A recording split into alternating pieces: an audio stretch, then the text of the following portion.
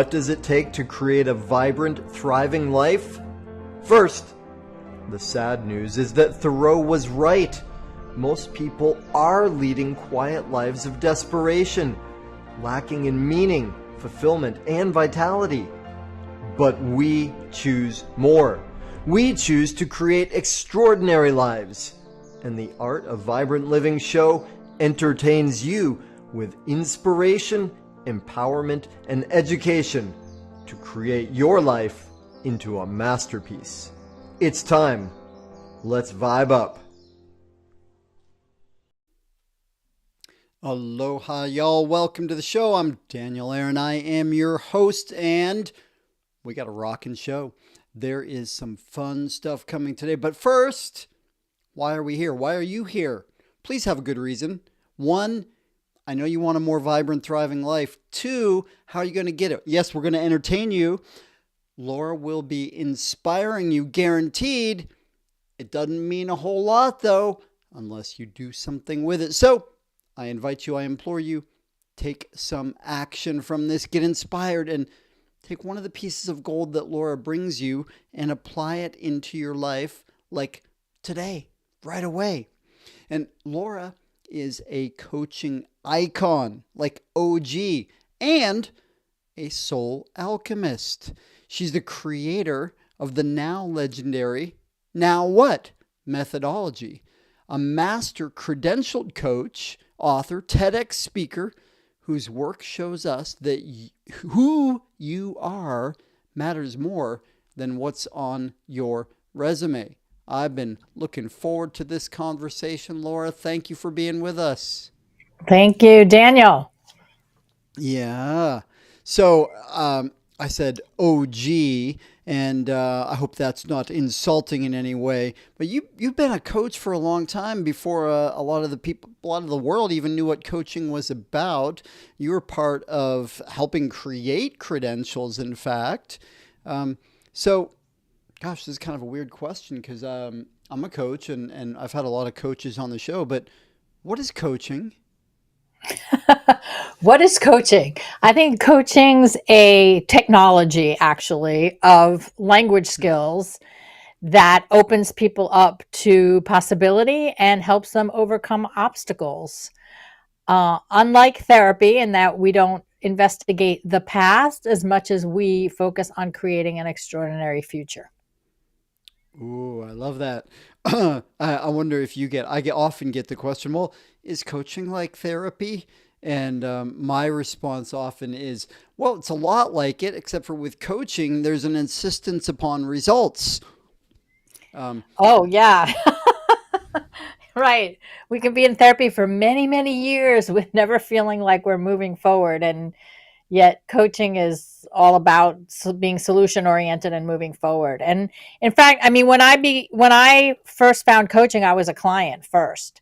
Hmm, And I had been in therapy for several years at that point. And I just was like, oh, this is what I needed. Like, I didn't need to be hmm. looking at the problem over and over and over again. And, there's a place for therapy. I don't poo-poo it. Yeah. I think there is a place for it. I look at it as, you need to investigate the past to make sense of it. You need to investigate the past to heal.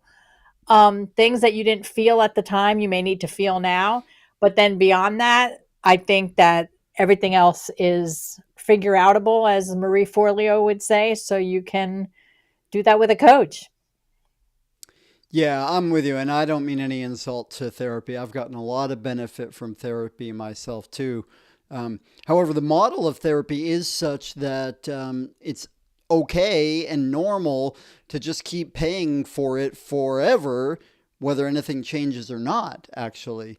And then you have to have a conversation about why you want to leave and have 5 sessions to talk about why you're leaving. So I'm okay with 1 session about why you're leaving, but not 5.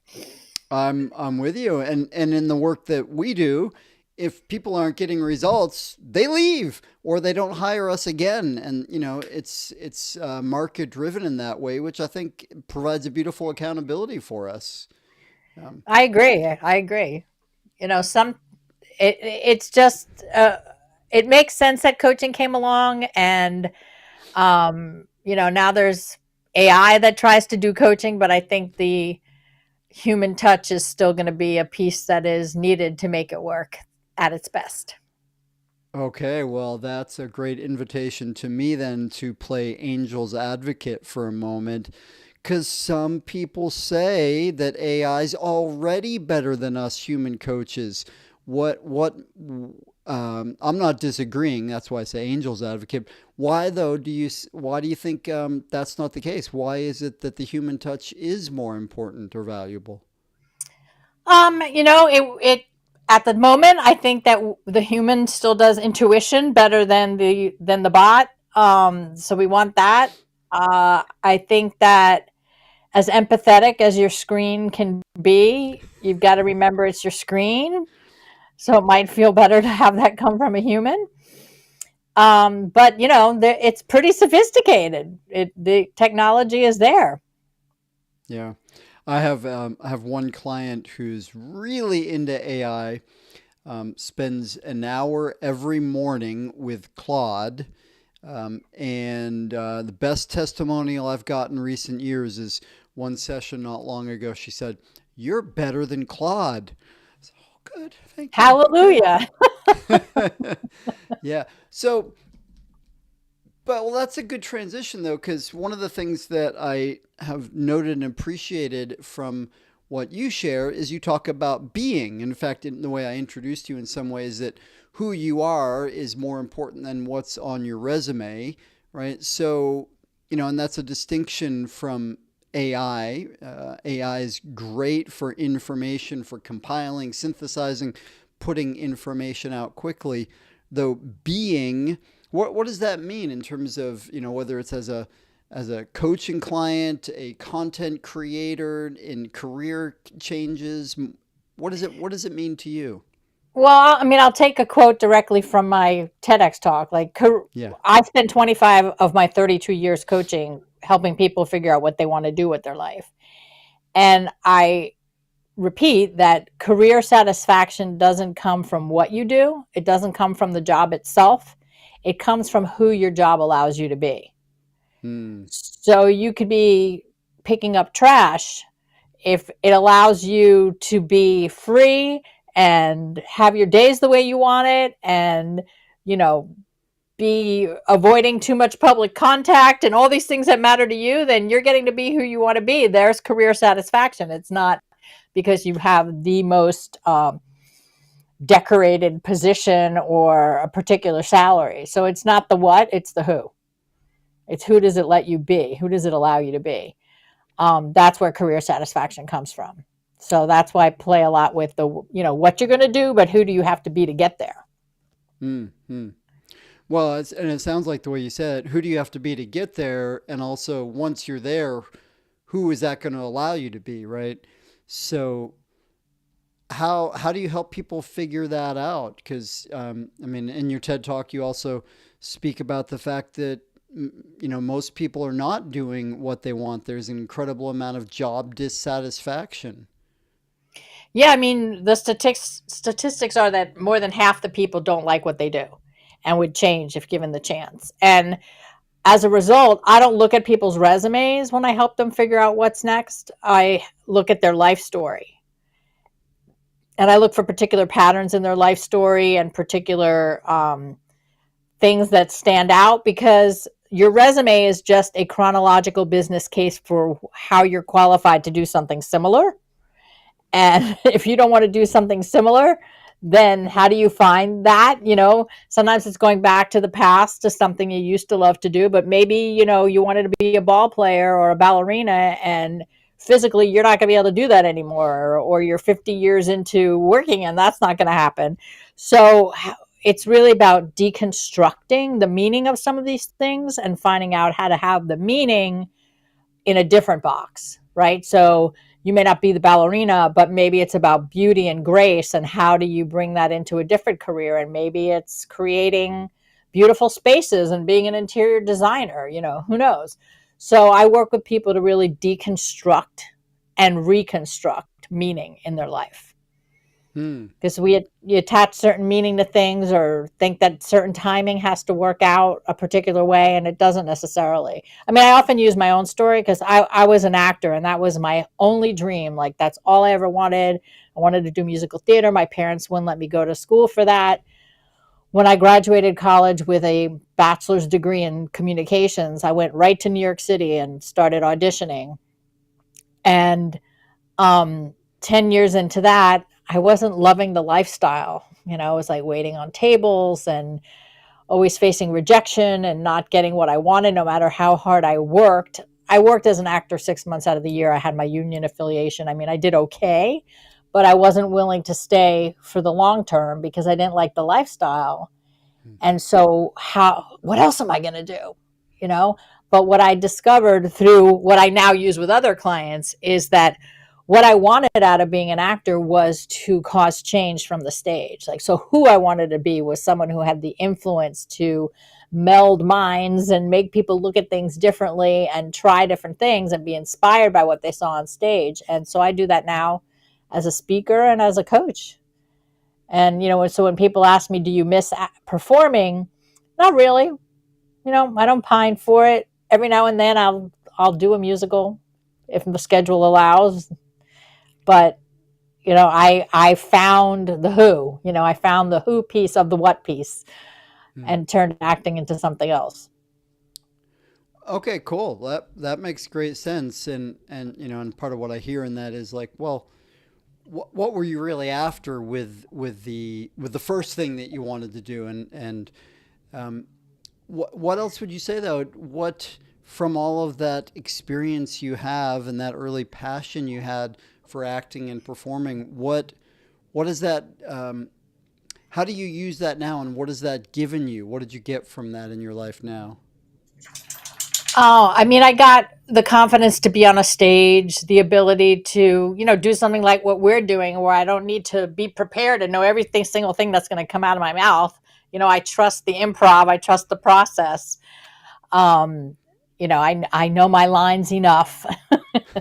um, it also gave me a certain amount of resilience because you're going to try things and they fail, and when you have your own business, you're going to try things and they fail, and having an acting career taught me how to keep picking myself back up. It also taught me how to hustle, how to go after what you want. That is not just going to come to you by sitting alone in your room, to quote the musical Cabaret, right? So it taught me a lot of things. I mean, it it truly was a blessing, even though I thought at the time it was a failure. But I've time has proven that it was just one of the steps on the way to what I was ultimately meant to do. Well, cool. So then that brings a question for me, and I completely relate to what you're saying. I started out college as a music major, and I've done a lot of performing, and thought I was going to be a sportscaster at one point, and that it turns out that I wouldn't have been satisfied with any of those things, and like you, I what's more important to me is using some of those impulses to help people and to make a difference in people's lives. Um, so, what would you say in terms of? Let me see if I can get this the way I want to say it. Part of what I heard you say is one of the things you got from the acting is learning to go out and go for what you want, right? And I recognize that so many people, and you said 50% are dissatisfied. I would have guessed more like I 75 or 80%. 80, yes, yeah. I Um, think that is a gracious statistic. I think it's closer to 80. yeah, okay, cool. So, or not really cool, but maybe we're in agreement. And my sense is that so many of the people that are in that 80% or 50% are there because they just fell into what they're doing, right? Just by default. They got a job or somebody hooked them up with a job. They got enough, they're getting a paycheck. They've got the illusion of security. Um, what makes the difference from somebody being sort of passive, leading a life by default, as compared to saying to working with someone like you and saying, yeah, who do I want to be? How do I want to feel in the work? What do I need to do in order to be lit up as my potential? What makes the difference? Well, when people ask me, how do you know it's time to do something else? And I quip back and say, when you're miserable, that's a really good sign that it's time to do something else. And, and Clue. most of the time, people are like, they have the Sunday scaries and the Monday meltdowns and, they've got to push themselves through and they go, oh, but the paycheck, the paycheck, the paycheck, I can never do what you do and be in business for myself. And it's like, sure, you can. You just have to plan for it and make it happen. People forget um, that on the side of every change, there will be forward motion. They just look at the whole bottom falling out and they get scared of like trying. I mean, I don't push people off the cliff or make people join the circus. It's like, okay, don't leave your full time job unless you have some savings, or start on the side, moonlight, do something else, get a sense of it, be a volunteer. There's always the fantasy of what you think you want to do versus the reality. So check that out. Um, so you just start experimenting. And I find that when people hit on the thing that they're supposed to do, like things accelerate a little bit. The doors open. There's synchronicity. There's, oh, I was thinking of this guy and he called me, or this person connected me to that person and they had an opportunity for me. So I find that, like the universe is waiting for you to take action and things start falling into place. It's not always a smooth ride for everybody, but in my experience, when you hit on something that's going to make your soul feel good and it's going to serve others as well, the doors and windows open. There's opportunity. Yeah, I'm with you. I don't know where I got this. Apparently, I've misquoted it as something biblical, but I love saying the Lord helps those who help themselves. Mm-hmm. And related to what you're saying, it's been my experience personally, and I've seen it with a lot of clients that yeah, when we get proactive and say I'm going for what I want, I'm taking those steps, then the universe rearranges itself. Right? I agree with you. I mean, I've seen it so many times. I've also seen people get laid off after 10 years of hating their job and they're devastated. It's like, you just didn't have the courage to do this, so the universe took care of it for you. I mean, you've been complaining for a decade, right? So what's the big surprise? Easier said than done. I know it's a scary position to be in, and so many people losing their jobs right now. But if we can see it as an opportunity to shift or to make up for things that you weren't able to do before, Hmm. I find it's a bit of the past mixed in with the resume of today equals a great new future. All right, well let's get into that for a minute then, because I maintain the firm belief that while entrepreneurship's not for everybody, and if somebody's thrilled with being an employee or a what do you call it, intrapreneur, then great, awesome. And we know there are a lot of people that are like, well, I would do that if I could. So, what do you say? How do you help people that have the dream of wanting to create their own business, though they got the fear or the one foot held back in that illusion of security? Yeah, I mean, there's always the financial piece that, it's like, can you invest in yourself for a couple of years and get that business running? So you want to look at that financially. But also, it's preparing yourself to know, what are you offering? What are you selling? Sorry. um it's amazing to me how many people, even people who get trained as a coach or a CPA or do something else, cannot say the words of what they do. Hmm. They cannot message what they do in a way that makes people go, "Oh, I need you." And sorry, Oh, take let's your mute time. me for a second. Yeah. Well, Sorry. and go ahead. That's all right. No, so anyway, one of the first things I help people with is messaging. How are we going to tell Right. people what you do? Well, and messaging is one of your four M's, right? So, Yes, I have my four M's: messaging, methodology, marketing, and managing yourself.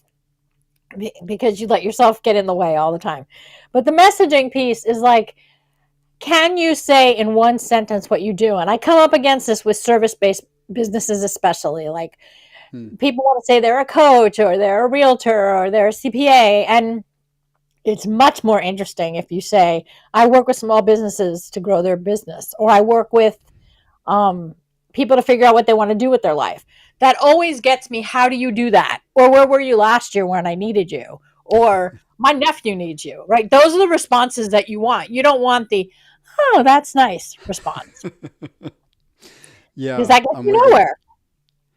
Well, something that occurs to me often. Well, did you hear that sound? Right.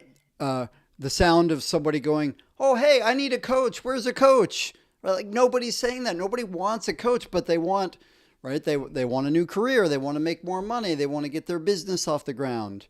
Um, They want the result. And so the yeah. message has to be results driven, because that's what Right. people Right. respond to. Plus, also, if you think of spending a large amount of money, most people aren't well versed in investing in their own growth, Right. unless they've been very troubled and they've gone to therapy. Maybe there's people who invest in a trainer at the gym, but most people don't invest a lot in themselves. And so you need to be selling a result that is investment worthy, and that's where your messaging comes in. Well, absolutely. And part of what I it took me a while to learn, and part of what I share with people is we also need to help people understand the value of investing in themselves, right? That's a real thing, and I would say that's actually the best investment, the only guaranteed investment. Um, so when you speak about another of the M's, managing yourself, what does that mean? Will you say more about that? Yeah, I mean, I see so many solopreneurs, entrepreneurs shoot themselves in the foot. Their fear of selling or their fear of having the conversations. I'd rather give you a piece of paper than talk to you about what I do, or their fear of making that difficult phone call or telling the truth even to a client. So you need to manage yourself and your emotions and get yourself out of the way. And I always talk about finding something bigger than yourself. Like, what's your purpose in all this? I grew up with a father who hated his job, and I believe that no one should suffer to make a living. And that's what drove me to help people make career transitions. And now there's a statistic that I ran across from the International Coaching Federation that 82% of coaches fail within 2 years of starting their business. 82%. That means only 18% make a living at it. And that's the statistic that made me shift my direction from career changers to other service providers, because that was just unacceptable to me. So when I keep that mission or that purpose in the forefront, it's like, all right, so I have to get on a sales call or I have to do something scary, but I get out of my own way by remembering the bigger purpose behind it. And Yeah. that's how you get into the modality of all selling is service, right? So if I don't have you buy my program, am I serving you? I'm just serving your fear if I let you go. Nice. Yeah. So it switches the perspective. Well, there's that beautiful quotation from Jay Abraham that if you have a product or service that genuinely benefits people's life, you have a moral obligation to serve as many people as you can with it. Um, and and I'm curious. I'm gonna lead the witness, lead the guest here for a moment. When you help people, clients to overcome, and I love, by the way, that you shifted your focus to more helping service-based business providers, right? Because I have a firm belief that if more of the world is investing their money in coaching and learning to be happier, learning to be more fulfilled, learning to do work that's meaningful to them, we're going to have a better world, a more beautiful world, right? So many people spend so much money on stuff that I would say not only doesn't make their life better, oftentimes makes it worse, right? And that's what's normal. So I appreciate that you're putting your focus that way. And here's my leading question in a way is my sense is that as you help people to do the things that are challenging for them, to be honest with a client, to have the to make an ask maybe when that's not easy for them at first, that there are, well, let me just say it this way: are there other benefits that come to them aside from the result of maybe signing on a new client? Um, yeah, I mean, I think that you you realize that you're making an impact. Mm, Your work has a long tail. You know what I mean? It doesn't just mm, disappear with the one person you serve. Like you, when we coach somebody, we're really coaching the 100 people in their life too, because mm, they mm. change in some way, and they ask different questions. They see life differently. They become an example for what's possible to the people in their life. So, it's more than just the one person you're impacting. So that's something that I've always loved about being in this field, is that the work with humans has a ripple effect. Yeah, beautiful. Okay. Well, and I'll take it a step further if it's okay, and you can feel free to tell me to bug off here. Um, I have a feeling, knowing you as I do, the little bit that I know you, that you're a brave, strong, clear woman.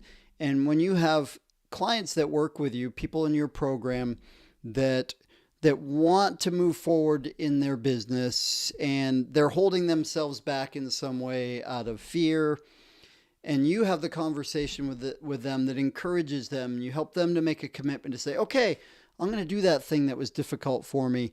They may get the result, but who they are, who they become is equally part of the process. Is that true? Sure. I mean, they become self-actualized in a way, if you like that word. They become someone who can count on themselves. Mm, mm, I think there's nothing more important than keeping your word to yourself. mm. It's just a good feeling, and you're not abandoning yourself. Makes you very resilient. So I think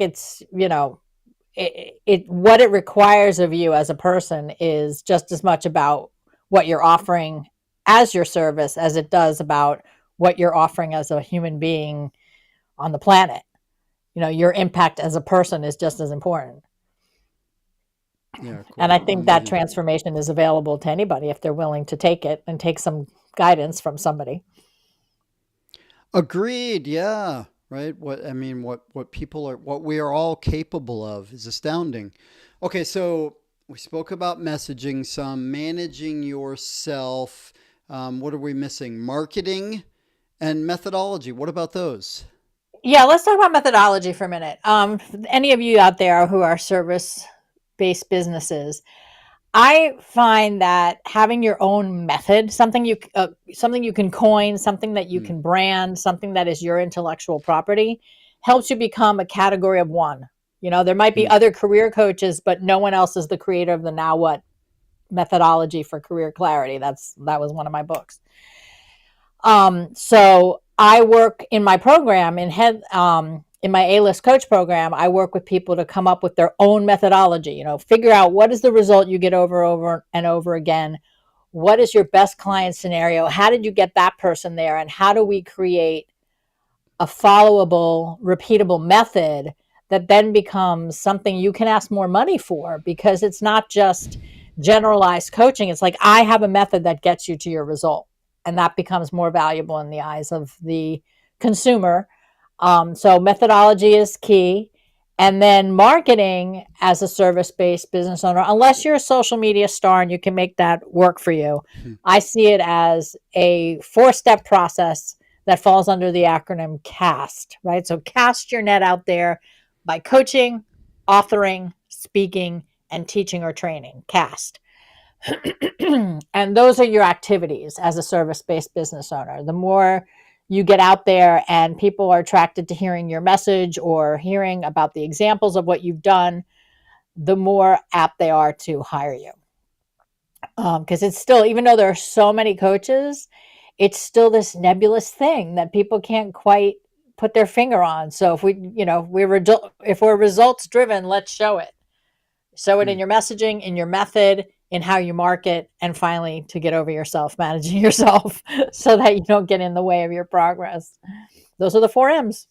I love it. I love it. And let's review for a moment cast, and I want to put it in through this lens because I've worked with a lot of people that might call them spiritual entrepreneurs, right? That are just heart-based folks that really want to make a difference, and somehow there's often a preconception that marketing and sales, but marketing is phony and it's just putting myself out there and it's all about me. What I heard you though describe with those four letters is very much about helping and serving others. Am I hearing correctly? And is there more you can say on that? Yeah, I mean, they're very forward facing activities. Hmm. You know, you're putting, people get hung up on like, I don't know what to post or I don't know what to write or I wouldn't know what to speak about. Think about the people that you serve or the people that you want to serve. And that's what you speak about. Hmm. It's not talking about yourself and um, how great you are. It's like, all right, so I've worked for 25 years in helping people figure out what to do with their life. I talk about the 3 blocks to clarity, the 3 things that are going to block you from seeing your next step.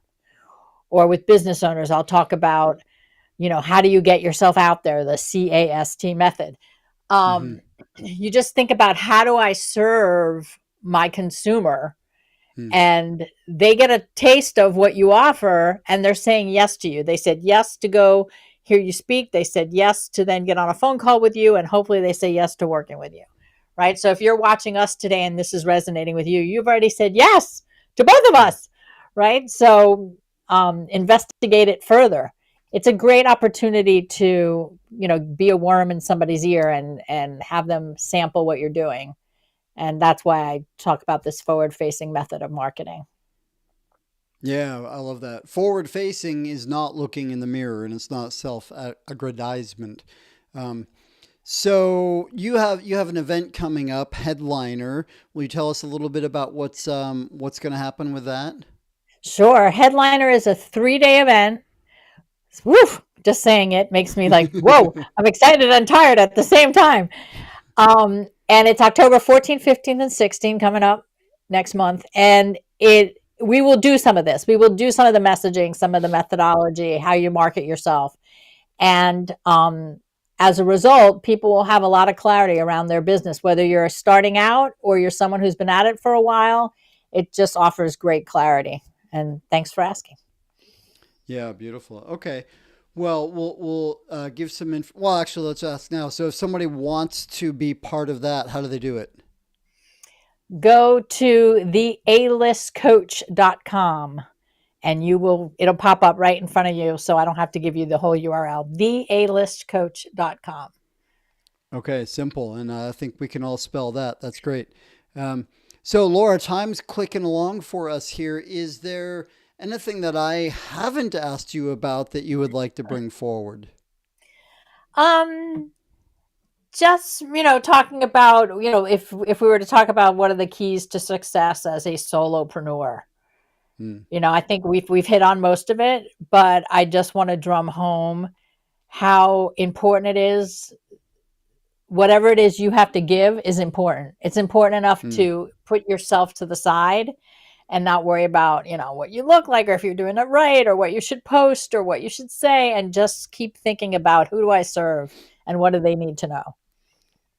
So let that be our parting thought. Who do I serve and what do they need to know to get the result Yeah, that I want them to have? I love it. That's beautiful. I remember when I was first living at Omega Institute 25 years ago, Center for Holistic Studies. And there was this famous dance teacher there, Gabriel Roth. And I was new to this whole world, new to dancing, and I was a bit embarrassed. And she said, "Well, I've got a 3-step program for you if you have any, embarrassment here." I was like, "Oh, she's talking to me." And she said, "1, get over yourself. 2, get over yourself. 3, get over yourself." And that's what I hear you saying in some way is, you know what? Who are you serving? What do they need to hear? Get over yourself, make it about them, and step up. And that's what makes the world more vibrant. So I love that. Thank you. Thank you. That's well said. That brings us to the last question, the big question. It's so big, it's impossible. Can I ask you the big question? Sure. Okay. And I joke about it in that way because you've got a lot of experience. I mean, from performing to coaching to programs to business. And what I'm asking you to do now is distill that. If you had one thing only to say to our audience to help them to live their most vibrant, thriving life, what's that one thing?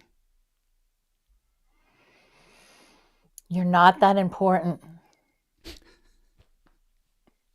I know that sounds like a bummer, but we're not that important.